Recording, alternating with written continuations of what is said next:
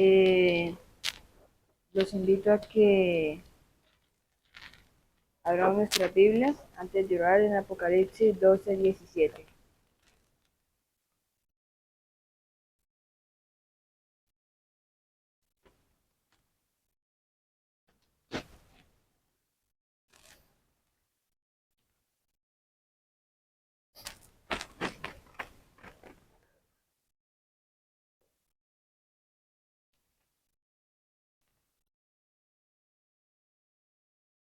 Dice así: entonces el dragón se llenó de ira contra la mujer y se fue hacia la guerra contra el resto de la descendencia de ella, contra los que guardan los mandamientos de Dios y tienen el testimonio de Jesucristo. Nos ponemos de rodillas para orar.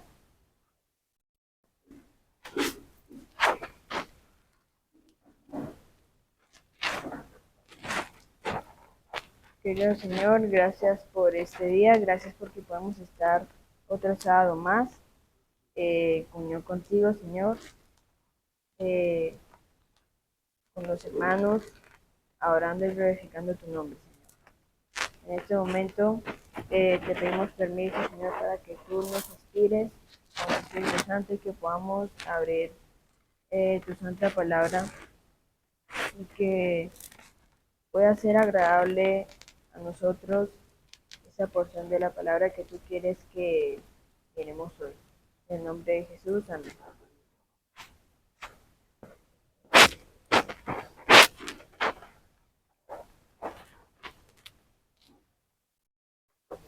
Bien, hay una historia mundana que incluso, bueno, de allá por allá de Estados Unidos, de donde sacan películas, y esa historia se titula La Bella y la Bestia, donde hay un príncipe que por culpa de un hechizo se quedó convertido en un monstruo, ¿no?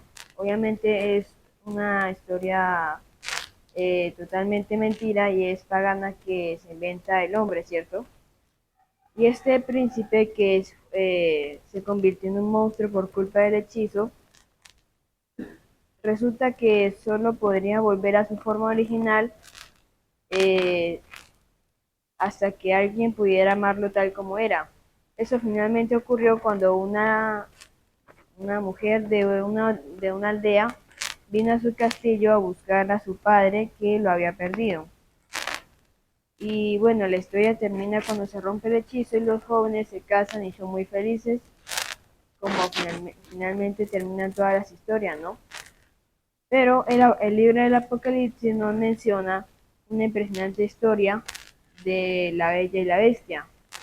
En esa historia, la bestia llega a su estado original, perdón, la bestia llega al estado no por, no por culpa de un hechizo, sino por su desobediencia a Dios, y tampoco se enamora de la protagonista, sino que la persigue con fines egoístas.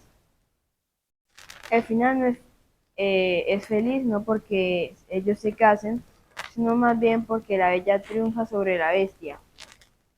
Acompáñenme por favor al capítulo 12 y leamos los primeros tres versículos. El versículo 1, 2 y 3. Dice: apareció en el cielo una gran señal, una mujer vestida del sol con la luna debajo de sus pies y sobre su cabeza una corona de 2 estrellas.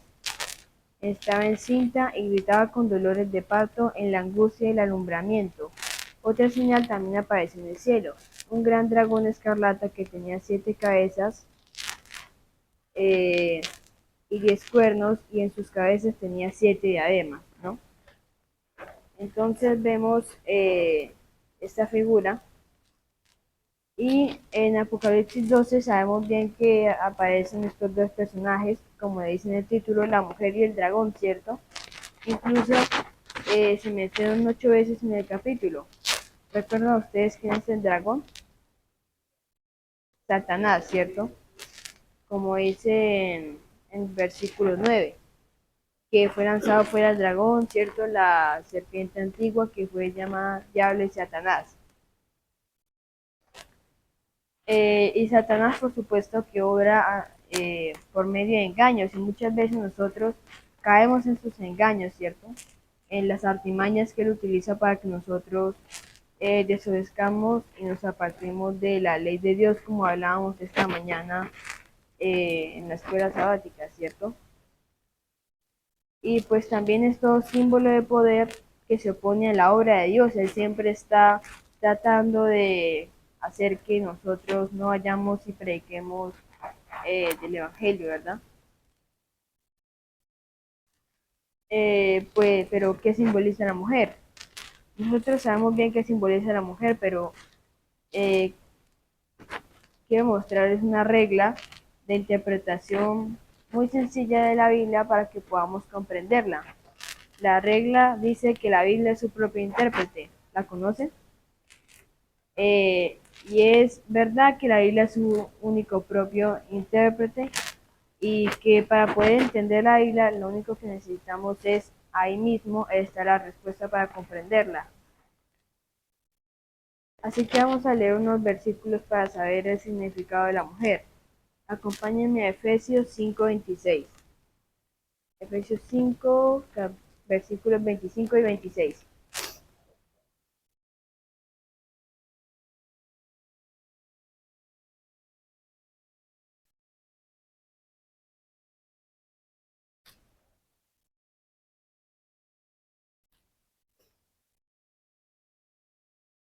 Dice así: maridos, amad a vuestras mujeres, así como Cristo amó a la iglesia, ¿verdad?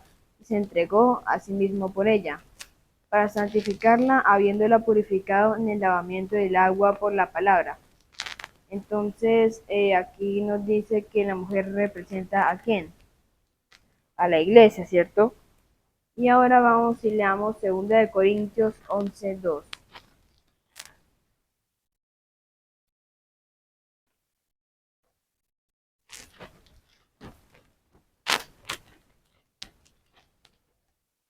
2 Corintios 11:2.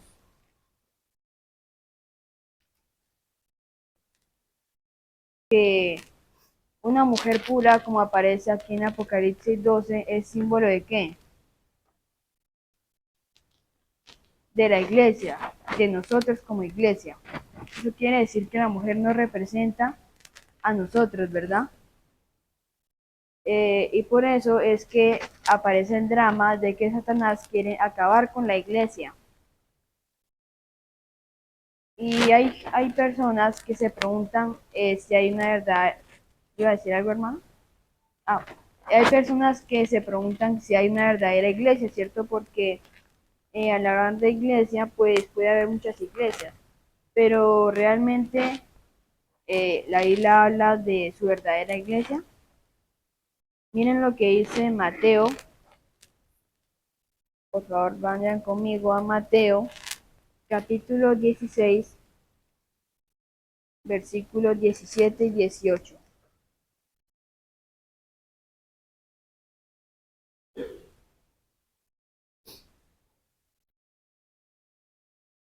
¿Algún hermano puede leerlo?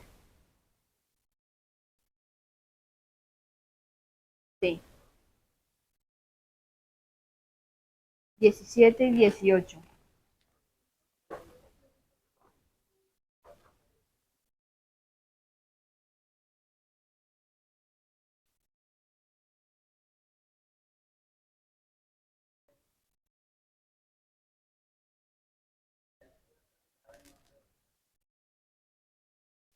Entonces dice que edificaré mi iglesia, ¿verdad?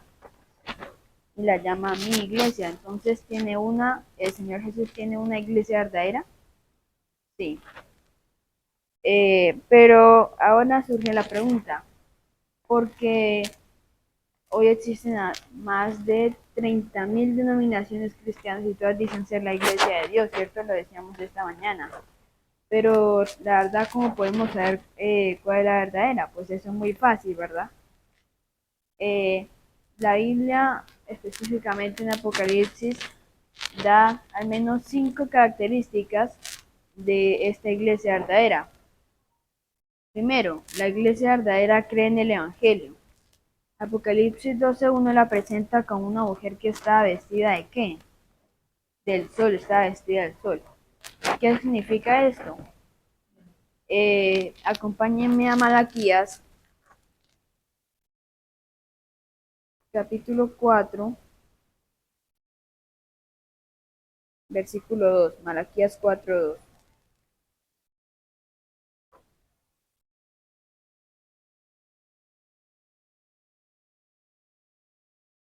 Dice, mas para vosotros los que teméis mi nombre, nacerá el sol de justicia, y en sus alas traerá salvación. Saldréis y saltaréis como becerros de la manada. Eh,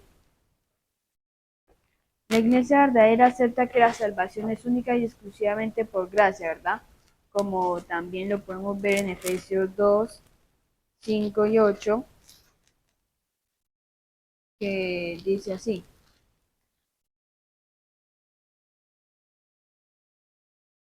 Efesios 2, 5 y 8, se lee de aquí, que dice un versículo bastante conocido,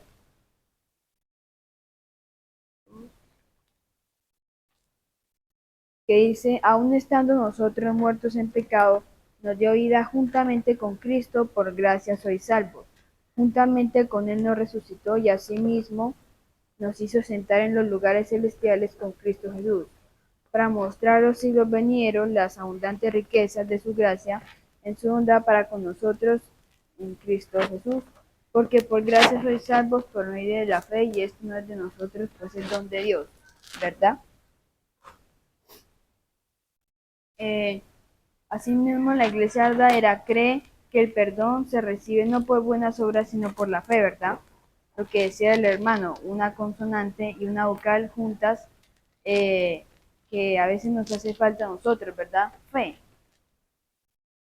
Justificados, como dice Romanos 5:1, un versículo también conocido, que dice, justificados pues por la fe tenemos paz para con Dios por medio de nuestro Señor Jesucristo.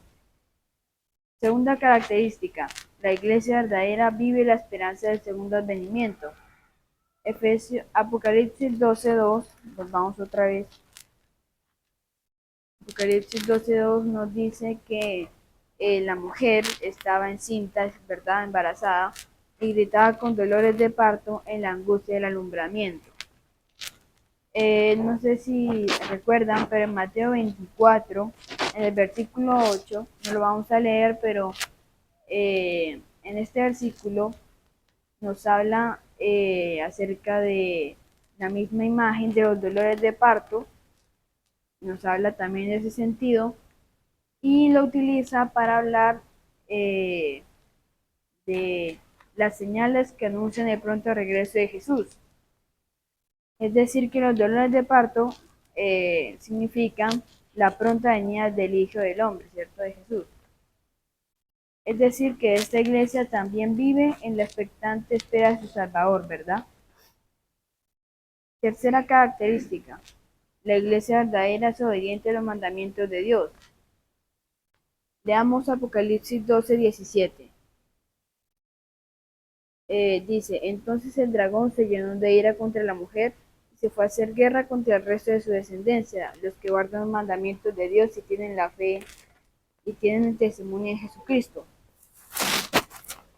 Pero aquí nos habla de que guardan los mandamientos de Dios, ¿verdad? Pero ¿cuáles mandamientos? Obviamente los 10 mandamientos, ¿cierto? En Éxodo 20, versículos del 1 al 17. Que nosotros nos conocemos muy bien y no hace falta que lo repitamos, ¿verdad? Porque ya prácticamente lo sabemos de memoria. Es decir, que esta iglesia también obedece los mandamientos de Dios y se apoyan en esa base. Cuarta característica, la iglesia verdadera cree en los dones espirituales, especialmente en el don de profecía. En este mismo versículo 17, en la última parte, nos dice que ellos tienen el testimonio de Jesucristo, ¿verdad? Asimismo, para poder entender qué significa, En Apocalipsis 19, versículo 10, nos responde esta pregunta, que dice, yo me postré a sus pies para adorarlo, pero él me dijo, mira, no lo hagas. Yo soy consiervo tuyo y de tus hermanos que mantienen el testimonio de Jesús. Adora a Dios. Y entre paréntesis en mi Biblia dice, el testimonio de Jesús es el espíritu de la profecía, ¿verdad? Entonces, el testimonio de Jesús es el don de profecía que que está dirigido, bueno, que le fue inspirado a nuestra hermana, la hermana G. de White, ¿cierto?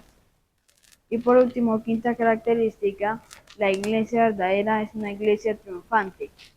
La mujer de Apocalipsis 12 tiene una corona que tiene ¿cuántas estrellas? 2 estrellas. Y en la Biblia, la corona es un símbolo de victoria. Lo pueden corroborar en Apocalipsis 2:10 y 2 de Timoteo 4:8. Quiere decir que esta iglesia es ¿qué? Es victoriosa, ¿verdad? El mismo Jesús dijo que las puertas del infierno no prevalecerían contra su iglesia. Queridos hermanos, finalmente damos por entendido que la iglesia adventista del séptimo día posee todas estas características, ¿no? Con las que nos podemos identificar como pueblo de nuestro Dios. Porque primero como iglesia creemos que Jesús es el único camino al cielo y que fuera de Él no hay salvación. ¿Es así? También creemos que la denominación adventista testifica la esperanza que tenemos el advenimiento de Jesucristo por segunda vez, ¿cierto? Esperamos que el Señor Jesús vuelva otra vez a recogernos a nosotros para llevarnos otra vez consigo al cielo. Y también sostenemos que los 10 mandamientos mantienen plena armonía y vigencia y son la prueba del carácter cristiano.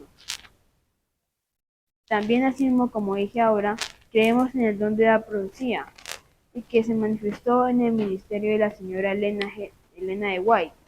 Sus escritos son una fuente de consejo, instrucción y corrección para la iglesia y establecen con claridad que la Biblia, cierto, es la norma por la cual debe ser evaluada toda enseñanza y toda experiencia. Y por último, también confiamos en que con Cristo siempre somos vencedores, ¿cierto? Y si tenemos fe en Él nos llevará a la victoria. Pero como dice el versículo en Apocalipsis 12:17, dice claramente que el dragón se llena de ira contra la mujer, contra la iglesia. Es decir, que Satanás buscará por todos los medios destruirnos como pueblo de Dios, ¿verdad? Pero no debemos tener porque Jesucristo es el guardador de nuestra iglesia, ¿verdad? Y Él nunca ha perdido una batalla. Y por eso tenemos que tener fe y esperanza de que el Señor Jesús nos va a llevar vencedores y que Dios tiene una iglesia, como dice aquí, que cree en Jesús como su único Salvador, amén, y vive obedientemente a sus principios. Quiero contarles un testimonio que aparece aquí de una joven que durante años había estado batallando con la depresión y la ansiedad, ¿no? Pues últimamente hay varios jóvenes que sufren de depresión y ansiedad por causas personales y en su entorno, ¿verdad? Y tenía muy pocas amistades y pasaba la mayor parte de su tiempo libre encerrada en su cuarto.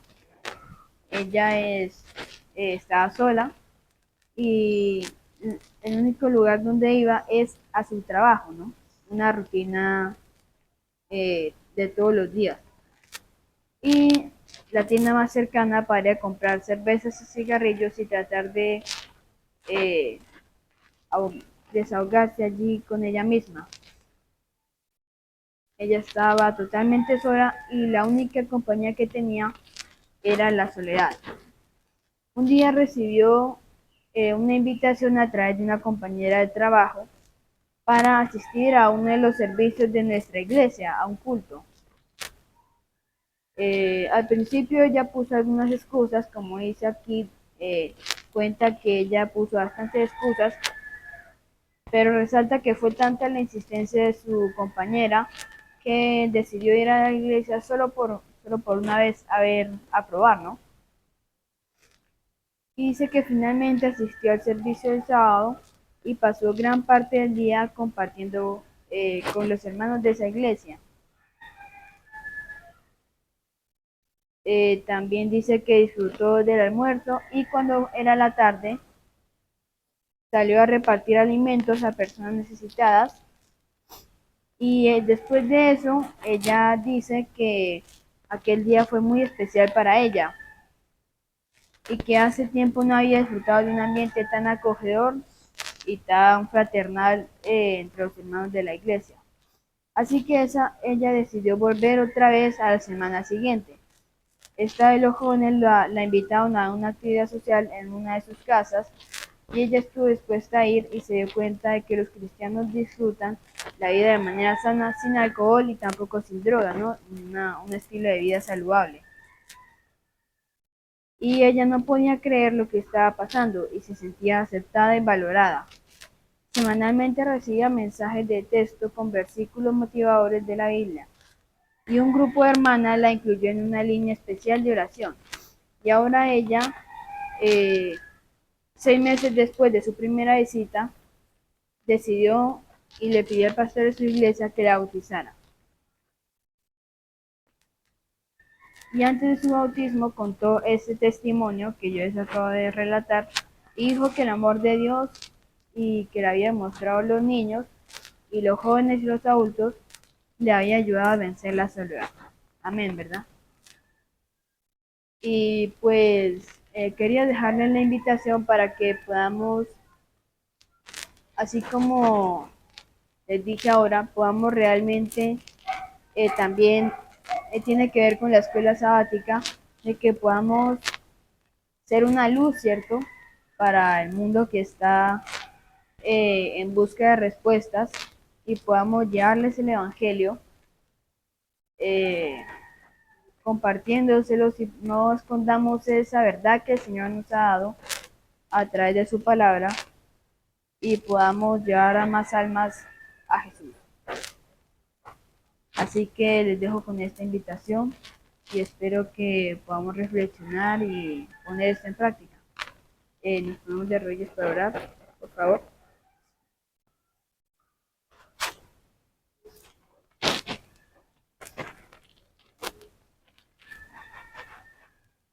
Querido Señor, gracias porque nos has dado tu palabra inspirada y sabemos que podemos confiar en ella, Señor. Pero necesitamos valentía y valor, Señor, por parte del Espíritu Santo para que nos inspire y podamos salir afuera a predicar al resto del mundo, Señor, que no te conoce, está en perdición y necesita de tu ayuda. Capacítanos para cumplir tu labor y que podamos ser portadores de luz para predicar el Evangelio. En el nombre de Jesús, amén.